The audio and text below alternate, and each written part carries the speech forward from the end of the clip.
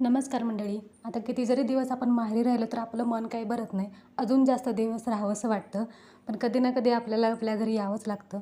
So 2 ते 3 दिवस झाले आम्ही सातारला आलो आहे आणि सकाळी सकाळी आमच्या आद्विकची नाटकं बघा. फक्त नाटक चाललं आहे. झोपलेलं अजिबात नाही आहे. कारण बाबांना दाखवायचं होतं की मी किती गुणी आहे, मी किती शांत बाळ आहे वगैरे ते. सो काल रविवार असल्यामुळे आम्ही ठरवलं की सकाळी सकाळी आधी मंडळी घेऊन येऊया. तर मंडळी घेता घेता आम्ही आद्विकला विचारत होतो की आज कुठं जायचं, काय खायचं वगैरे. तर त्यानं आम्हाला सांगितलं की त्याला गार्डनला जायचं आहे, कारण आजचा दिवस आम्हाला त्याच्याप्रमाणे घालवायचा होता. तर मस्तपैकी आम्ही 4 नंतर गार्डनला गेलो. तिथे गेल्यानंतर आद्विकच्या चेहऱ्यावरचं हसू पाहून एवढं भारी वाटलं ना, कारण आमचे छोटे छोटे प्रयत्न असतात की आद्विक खुश राहावा म्हणून. तर तिथे गेल्यानंतर बघा ॲक्टिव्हिटीज खूप जास्त आहेत. मुलं आहेत छोटी छोटी खेळायला आणि आद्विकला मुलं असले ना खेळायला की बाकी काही लागत नाही. तर खूप छान अशा ॲक्टिव्हिटीज वगैरे आहेत आणि त्याला नवीन नवीन का नाही खेळायला खूप आवडतं, शिकायला खूप जास्त आवडतं.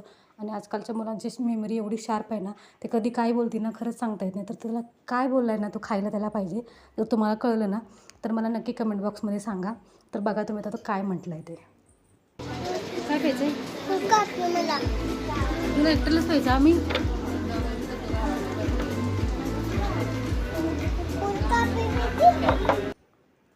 चला तर भेटू आपण नेक्स्ट व्लॉगमध्ये. तोपर्यंत बाय बाय.